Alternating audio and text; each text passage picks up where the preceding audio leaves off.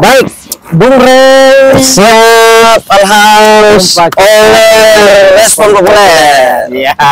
Teman-teman sekalian, jumpa kembali bersama saya Hamis Wakil di Respon Populer. Bersama saya dan Bung Rey, pemuda awam ngomong kocak. Ya. Pemuda awam ngomong kocak. kocak. Nah, jadi pemuda awam, saya menggunakan awam bukan awamnya Indonesia, tapi perspektif ilmu kultur yang ya dalam pengertiannya awam itu adalah praktisi, gitu ya. Nah itu adalah kita ini misalnya. Nah, kalau akademisi itu masuk pada kategori ulama. Nah, jadi kita berada pada kelompok yang awam. Baik, teman-teman sekalian, sebelum kami menyampaikan kembali pendapat kami menyangkut soal masalah informasi-informasi terkini, kabar-kabar terkini juga yang kemudian menghebohkan, gitu ya. Apalagi ini adalah tahun-tahun politik kita, masuk pada akhir ini 2023 dan kita akan memulai di tahun 2024. Awalnya itu di Februari akan ada pergulatan pertama politik legislatif. Nah di sana juga dengan presiden ya. Nah jadi memang kalau panas hari ini memang wajar, sesuatu yang wajar karena memang apalagi kalau di Jakarta kan panas juga ya itu sudah tahunnya gitu. Namun di ibaratnya kalau di Jakarta ini sudah kodrat dia Pak. Ya, kuadrat, jadinya sudah panas-panasnya politik dan juga dengan panas suhunya ini polusi, patah dan seterusnya gitu, banyak banget. Nah, jadi memang perbincangan di wilayah DKI Jakarta dan juga kemudian Indonesia secara menyeluruh memang lagi sedang panas belakangan ini, dan itu sesuatu yang wajar di tahun politik. Nah, ini berkaitan dengan Bung Rey ya. Ini berkaitan dengan satu fenomena di mana ini bermula dari Badan Eksekutif Mahasiswa. Namun sebelumnya jauh-jauh hari ya, jauh-jauh sebelum BEM UI menyampaikan soal masalah tantangan mereka terhadap para capres ini, ya kandidat bakal calon presiden. Ya, itu sudah 3 bulan yang lalu kita sudah buat kontennya loh. Itu nanti kita tampilkan di sini. Itu kita mintakan kepada para capres itu untuk jangan hanya saja sibuk tabur pesona, jangan hanya saja sana sini warawiri tabur janji-janji, tetapi juga kemon tampilkan kepada masyarakat, showkan di semua platform media sosial, baik media mainstream maupun juga dengan televisi dan online hari ini, yang harus ditampilkan oleh mereka adalah politik gagasan. Jadi itu yang kita dorong, itu sudah 3 bulan yang lalu kita sampaikan hal itu. Kita mintakan kepada keseluruhan ya, antara Ganjar, Prabowo dan juga kemudian Anies Baswedan. Nah biar melalui mereka harus pula menekankan kepada relawan, influencer yang berada di bawah mereka gitu, yang mendukung mereka, harus ditekankan biar mereka ini janganlah selalu melakukan politik-politik sentimen yang dimana itu sesungguhnya membodohkan masyarakat dan tidak begitu mendidik masyarakat. Oleh sebabnya kita dorong harus politik gagasan digaungkan. Nah makanya hari ini kemudian baru masyarakat ini terhebohkan, dikagetkan dengan kemudian inviting dari BEM UI gitu, yang kemudian meminta. Nah namun ini menarik Bung Rey, Anies Baswedan di antara ketiga calon ini kan Anies Baswedan yang kemudian siap dan sanggup gitu ya, menerima tantangan di media sosialnya dia nanya yuk kapan gitu kan ya. Tapi Bapak ini balik ini, saya jangan begitu Bapak maksudnya bagaimana? Oke. Bapak jangan begitu Bapak. Balik bagaimana? Balik ini di dalam. Jadi sekarang saya ngomong Bapak. Ya. Nah jadi Anies Baswedan itu satu di antara ketiga ini yang kemudian menerima challenging ini gitu ya.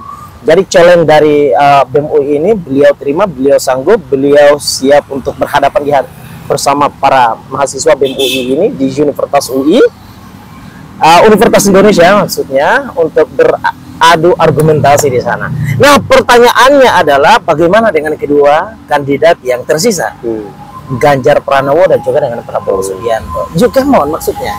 Karena hari ini para tim relawan mereka itu sudah warawiri sana sini, sudah belusukan sana sini. Bahkan kemarin pemberitaan Jokowi kemudian invite dan membawa Ganjar dan juga dengan Prabowo untuk belusukan ke salah satu tempat kan.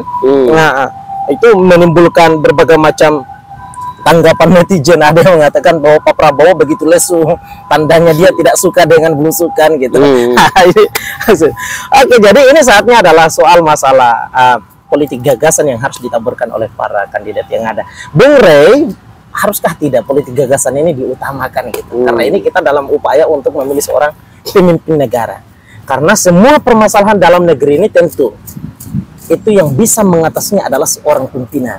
Presiden katakanlah, KPK dengan semua kasus korupsi yang ada bisa menyelesaikannya dalam waktu tempo-temponya, itu hanya bisa dikendalikan oleh seorang presiden.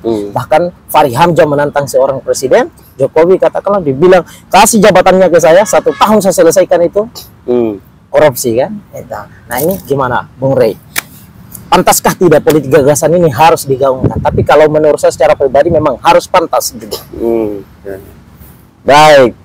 Teman-teman, saya sambil ngopi Bung Rey. Oh iya. Ya, respon populer boleh ngopi. Boleh ngopi. Rokok kalau bisa jangan. Oh gitu ya.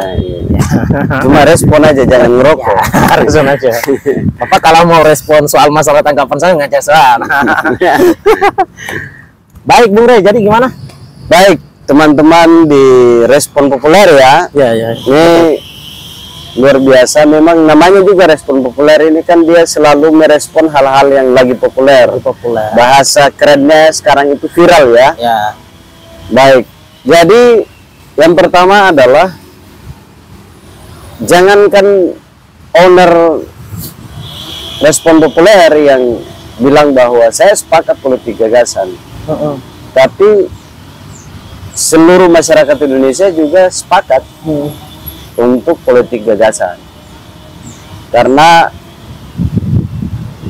disitulah kita bisa tahu dengan adanya gagasan kan lahir dari pikiran ya. Betul. Dari sebelum kepikiran itu kira-kira hatinya itu resah dan gelisah.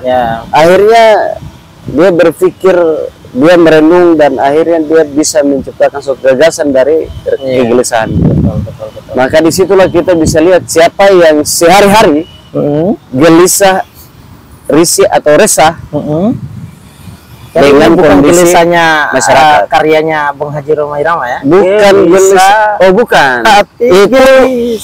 Itu melo. Itu hubungannya dengan orang-orang yang suka galau. Oh galau, oke, baik. Bukan para pemikir penerus generasi atau pemikir penerus negeri ini. Begitu. Jadi ketika dia bicara soal gagasan yang membangun Nusantara atau Indonesia, kita bisa tahu bahwa ini layak nih jadi presiden nih.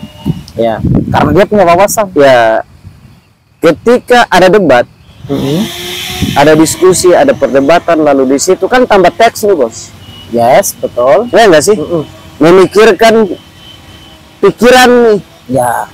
Nah, di situ baru kita tahu siapa yang bisa siap. Oh ini orang ini si A, si B, kita sebut saja Ganjar.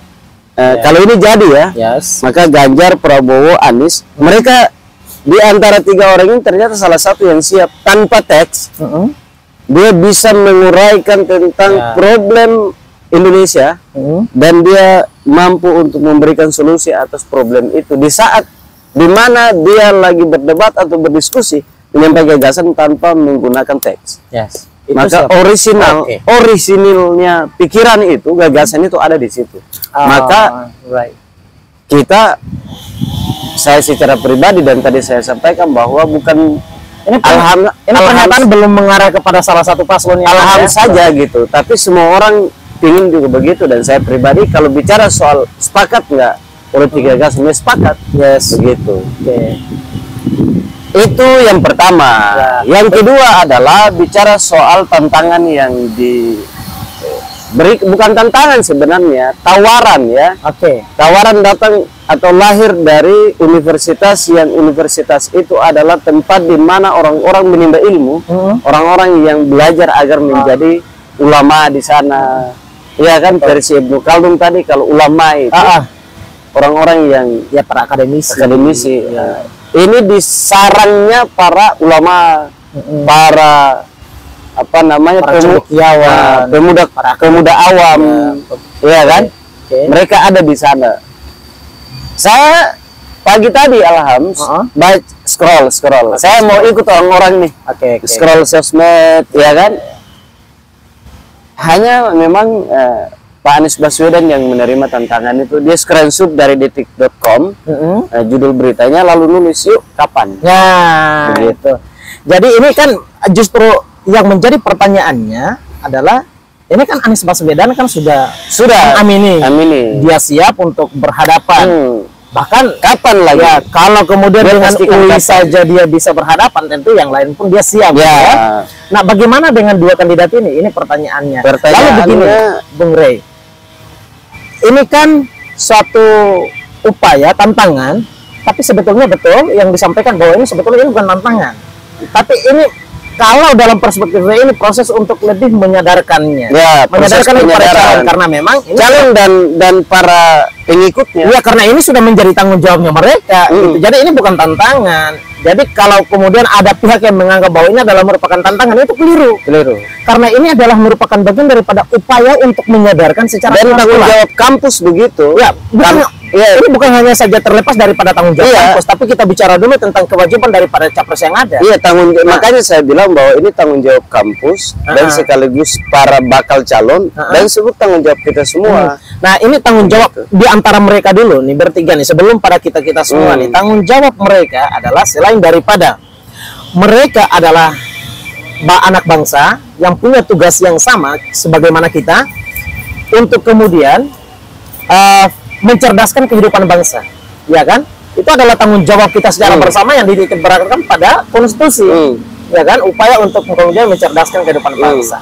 Nah, tapi mereka ini punya privilege karena mereka bertiga ini adalah para capres, Pak. Bacapres. Mereka ini adalah para bacapres yang sudah dideklarasikan oleh para partai-partai pendukung, gitu ya. Dan tinggal sebentar lagi mereka akan melakukan upaya pendaftaran sebagai capres, gitu. Nah, mereka punya kewajiban berdasarkan pada undang-undang dasar dan juga undang-undang pemilu kita adalah untuk melakukan upaya politik gagasan, melakukan upaya pencerahan, upaya pencerdasan kepada para anak bangsa Indonesia seluruhnya, rakyat Indonesia dalam hal soal masalah wawasan-wawasan politik. Jadi sebetulnya ini adalah merupakan bagian daripada kewajiban mereka. Ini bukanlah sebuah tantangan dari BEM UI, bukan. Hanya saja yang melakukan upaya penyadaran, BEM UI berperan sebagai fasilitator di sini, ya kan? Menyadarkan mereka dengan kemudian menyediakan fasilitas tempat untuk kemudian diuji. Nah, kebetulan BEM UI ini adalah merupakan bagian daripada sebuah badan milik universitas, Universitas Indonesia, katakanlah wadah atau tempat akademik di mana merupakan tempat yang layak setiap pemimpin yang mau maju untuk setiap calon pemimpin, gitu ya, yang mau maju mewakili semua jutaan orang yang ada, ya harus diuji wawasannya di sini. Karena setiap pemimpin tercermin perkataannya adalah berdasarkan wawasannya, ya kan? Betul. Maka kita jangan hanya saja mereka ini pintar dalam soal masalah merangkai kata, tetapi tentang bagaimana gagasan besar mereka dalam mengantarkan Indonesia ketika mereka ini diberi kesempatan menduduki jabatan selama 5 tahun ke depan, ya kan? Nah, jadi memang kita harus menguji mereka dari berbagai macam sektor. Tidak hanya saja soal masalah saat dia menjadi presiden, lalu bagaimana dia melakukan atau mengontrol para ajudan-ajudannya di istana, tetapi tentang bagaimana dia harus mengonsepsikan soal masalah gagasan politiknya tentang keamanan dalam negeri juga dalam luar negeri, katakanlah gitu ya. Bagaimana konsepnya tentang pertanian agar petani-petani di Indonesia ini semakin tambah sejahtera. Lalu kemudian tentang perindustrian, industri sektor migas, katakanlah gitu ya, pertambangan dan lain seterusnya, kan banyak nih Pak. Pertahanan dari mulai ke lautan, darat dan juga dengan udara. Ini kan yang harus dikonsepkan oleh seorang pemimpin. Jadi memang di 3 orang pemimpin ini betul-betul harus diuji wawasan mereka, gitu ya. Jadi ini tepat. Nah, menyangkut soal masalah hal ini itu sudah 3 bulan lalu kita sampaikan, Bung Rey. Sudah kita sampaikan dengan tegas, kita sampaikan bahwa para pemimpin ini jangan hanya saja tabur pesona sana sini, dan para relawan, katakanlah gitu, jangan sibuk bertengkar dengan hasil survei. Karena hasil survei itu tidak bisa menentukan seorang calon presiden menjadi presiden. Masalahnya yang bisa menentukan seorang calon presiden itu menjadi seorang presiden adalah gagasannya yang akan nantinya diterima oleh masyarakat, dan masyarakat boro-boro rame-rame ke sana menyoblos dia, gitu ya, di hari-hari nanti. Nah itu sebetulnya, maka yang menjadi poin utamanya adalah tentang gagasan. Gagasan dari para capres inilah yang harus ditebarluaskan kepada seluruh rakyat Indonesia, kurang lebih 270 juta sekian orang ini yang masuk pada data penduduk ini harus mengetahui tentang bagaimana gagasan daripada para pemimpin-pemimpin ini, calon pemimpin ini ya gitu. Nah jadi seperti itu. Yang pertama, yang pastinya pada kesempatan ini Bung Rey sepakat ya soal masalah gagasan ya. Itu wajib. Nah, lalu kembali lagi. Nah, Bung Rey ini sambil makan ini. Baik. Seperti ini. Ini itu Haji Roma namanya. Ya. Jadi kembali lagi bahwa Anies menerima itu. Bagi saya kenapa Anies menerima itu, yang pertama adalah Anies ini kalau mau dibilang siap, ya orang kalau sudah calon presiden, mau jadi bakal calon presiden. Tapi Bapak harus objektif di sini. Bakal calon presiden kan harus siap. Oke. Iya kan? Kalau dia nggak siap kan ngapain juga dia nggak mau terima itu. Betul. Itu satu. Jadi kalau bakal calon presiden nggak mau menerima perdebatan, ya nggak? Nggak mau menerima hal-hal yang semacam itu, berarti nggak usah calon. Yes. Lo jadi kepala lurah aja, lurah juga pemimpin itu dibutuhkan pikirannya juga untuk kelurahan itu ya. Baik. Lalu yang kedua, Anies kalau urusan hal-hal seperti itu, bagi saya kita tidak usah menanyakan tentang Anies Baswedan itu tanpa buat status. Saya tadi mau komentar sebenarnya di statusnya itu bahwa tanpa Anies buat itu saja semua orang tahu Anies ini siap. Kalau ditempatkan di mana saja dan apalagi cuma urusan debat, menyampaikan gagasan, itu tanpa Anies menulis status untuk kesiapan dia, pasti dia siap. Ini barangkali karena memang dia adalah mantan seorang rektor. Iya, itu tadi akademisi. Begitu. Menteri Pendidikan. Ya, jadi soal pikiran dan gagasan, apalagi Anies itu sudah punya gagasan banyak soal Indonesia, masalah pendidikan. Jadi bagi saya amanlah, atau Anies menerima itu kita jangan kaget. Tetapi yang kaget itu adalah bagaimana kalau lo calon presiden tapi lo tidak mau menerima undangan itu. Ya kan? Gimana ceritanya itu? Lo tidak mau menerima undangan. Berarti itu menyimpang. Kalau dia tidak menerima, berarti menyimpang dong dari saya pastikan. Nah, kalau bicara konstitusi itu kan nanti larinya lagi kita pada ruang yang namanya, nanti mereka bilangnya begini nih. Ya ini kan bukan dari KPU, ini kan kita harus ini macam-macam lah kan, biasalah. Artinya itu kan sesuatu alasan klasik yang memang pasti kita dapat ketika itu kita mau sampaikan. Tapi di sini dalam kesempatan ini saya mau sampaikan bahwa serius nggak BEM UI untuk mengawal ini, itu satu. Tapi ini bukan hanya saja menjadi tanggung jawab BEM UI. Ya, harus kita semua dong. BEM UI kan bahkan Respon Populer juga bisa menantang. Ini tanggung jawab ya. Dari ketiga ini tanggung jawab ini kita nantang loh. Ini tanggung jawab. Berapa kira-kira hadir di sini di Respon Populer? Mereka pasti tabur. Nggak mau. Ya jangan mandang karena kita ini kecil. Ya bukan itu. Karena mereka bilang kalau saya hadir di Respon Populer, bingung nanti saya mau sampaikan apa. Enggak, saya kira karena memang kita bakalan dipandang kecil, kita bukan siapa-siapa. Wajar, pemuda awam kok. Lalu kembali lagi, maka dalam kesempatan ini, kalau BEM UI saya bilang harus serius, karena BEM UI yang menemukan ini hingga viral, walaupun Respon Populer sudah ingatkan itu sebelumnya, begitu. Maka salah satu catatan bagi BEM UI adalah ya harus dikawal. Kalau bisa kampus ikut andil dalam mengawal ini, karena ini adalah bagian daripada upaya pencerdasan dalam berpolitik di negara ini. Betul. Yang kedua adalah Ganjar. Karena Ganjar ini juga belum tulis di status, kita juga nggak tahu apakah komunikasi BEM UI ini apakah sudah sampai ke sana, iya kan? Kita nggak tahu. Tapi makanya saya bilang bahwa Anies karena ada di statusnya, status medsosnya, akhirnya publik tahu bahwa Anies siap. Nah, Ganjar ini kita nggak tahu apakah sudah. Nah, yang kedua adalah Prabowo. Tapi begini Alhams. Ketiga ini Pak Prabowo juga nggak ada di status medsosnya, atau saya belum juga dapat nih sampai siang ini belum dapat klarifikasi dari kedua bakal calon yang lain di luar Pak Anies ya. Tapi maka, ini sebatas pada info info saja. BEM UI sudah melayangkan surat kepada ketiga kandidat. Walaupun Anies Baswedan sudah mengiyakan itu ya secara langsung ya, mengiyakan, tetapi sudah kemudian melalui BEM UI sudah secara prosedural ya, mereka sudah mengirim surat. Maka itu perlu di awal tadi saya bilang, maka ini perlu dikawal, sebab ini perlu bukan diuji sebenarnya. Ini menyadarkan gitu. Ini adalah gerakan politik penyadaran. Ya, gerakan politik penyadaran. Cocok. Iya enggak? Cocok betul. Maka you kalau mau calon presiden, ya lu harus datang gitu loh, agar memberikan penyadaran dan orang tahu yang gagasan lo ini begini. Yang penting ada yang mengundang, mereka menyiapkan fasilitas. Ya, apalagi mohon maaf, apalagi datang dapat minuman gratis gitu ya. Dapat dijemput.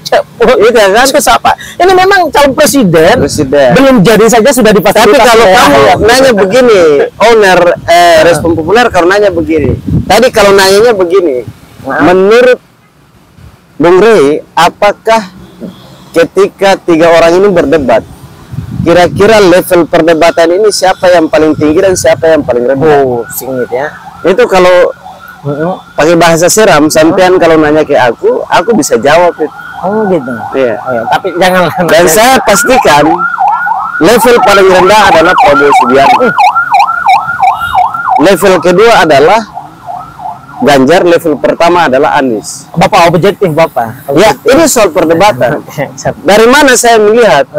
Ada salah satu teori, dan ya ini sekaligus yang sudah sebagai akhirnya ya, ini yang sudah tahu soal Stephen itu, Pak Anies ini mesin kecerdasannya thinking. Orang yang menggunakan mesin kecerdasan thinking ketika dia berdebat itu makanannya. Berpikir ya. Iya. Thinking. Yang kedua Pak Ganjar ini saya lihat mesin kecerdasannya feeling. Dia berdebat nggak di situ, tapi kalau menyampaikan gagasan, meyakinkan masyarakat, dia jago.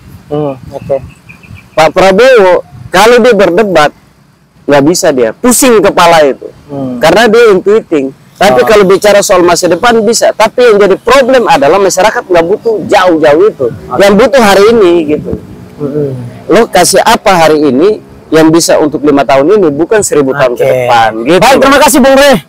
Terima kasih banyak. Sama-sama. Alhamdulillah. Kita jangan terlalu panjang lebar dalam urusan ini. Yang pastinya poin-poin terpenting kita sudah sampaikan. Bahkan kepada tiga kandidat ini ya. Ketiga kandidat ini. Kita nantang. Ada nggak kira-kira ya, barangkali dengan melalui channel yang kecil ini bisa tidak gitu ya. Kalau video ini sampai pada tangan mereka, bisa tidak kira-kira mereka mau respon lalu ngabari kita. Respon Populer ini. Lalu kita ngobrol bareng. Kita ceritakan bisa nggak kira-kira gagasan mereka sampaikan dititipkan di Respon Populer, lalu Respon populerkan. Ya, populerkan. Betul.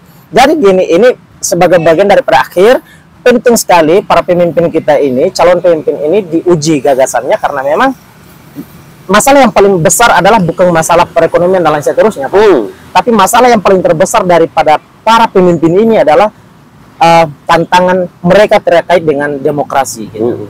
Karena jangan sampai kemudian mereka menjadi malah justru kemudian bertindak sebagaimana otoriter. Betul. Ya kan? Nah, jadi mereka betul harus diuji gagasannya agar kemudian segala macam aspek tadi diuji. Bagaimana dia saat menjadi seorang pemimpin di negara yang asasnya bajunya ini adalah demokrasi ini. Nah, bisa tidak kira-kira gitu dia ini mendapat semua saran pendapat daripada masyarakatnya ketika mereka mengkritisi kesalahan yang ada. Nah, itu kan juga perlu diuji, karena permasalahan terbesar hari ini Jokowi di era di periode pertama dan keduanya ini banyak sekali orang mengatakan Jokowi itu anti kritik, Pak. Itu kita nggak bisa pungkiri hal itu. Orang mengatakan hal itu. Nah, ini kan tantangannya tentu kan soal masalah pemimpin di negara yang berbasis pada demokrasi, gitu kan. Jadi yang betul-betul diuji adalah tentang bagaimana demokratisasi dia gitu loh. Ya kan, wawasan demokrasi dia gitu maksudnya. Nah, itu sebenarnya. Jangan sampai kita kembali ke Orde Baru kan. Iya, jangan sampai dia berada di negara yang sudah demokrasi, tapi justru tindakannya adalah otoriter. Nah, itu keliru dan memang pemimpinnya harus dirapikan cara berpikirnya. Jadi dirapikan cara berpikir. Karena agak tercecer, Pak. Jadi harus dirapikan. Nah, jadi politik gagasan ini adalah perlu para pemimpin-pemimpin kita harus betul-betul diuji gagasan mereka. Gunanya adalah kita menguji tentang wawasan demokrasi mereka dan juga dengan wawasan kebangsaan mereka. Itu adalah merupakan hal yang paling sangat penting di dalam kita bernegara di Indonesia. Terakhir saya mau sampaikan, karena ini menyangkut soal masalah demokrasi, Bertrand Russell menyampaikan bahwa demokrasi itu adalah upaya memilih pemimpin yang kelak akan disalahkan oleh rakyatnya. Nah, jadi memang betul-betul harus diuji pemimpin itu, diuji wawasan demokrasinya, agar kelak itu dia menerima secara lapang dada pendapat, saran, kritikan secara keras daripada rakyatnya itu sendiri. Terima kasih banyak teman-teman sekalian. Video ini jangan lupa disebarluaskan. Semoga video ini bisa sampai pada tangan mata Pak Anies Baswedan. Jangan lupa bagi Anda yang belum sempat subscribe, silahkan subscribe channel ini. Semoga channel ini menjadi channel yang mengedukasi rakyat Indonesia. Terima kasih banyak. Bung Rey, sama-sama. Terima kasih banyak teman-teman. Assalamualaikum warahmatullahi wabarakatuh. Waalaikumsalam.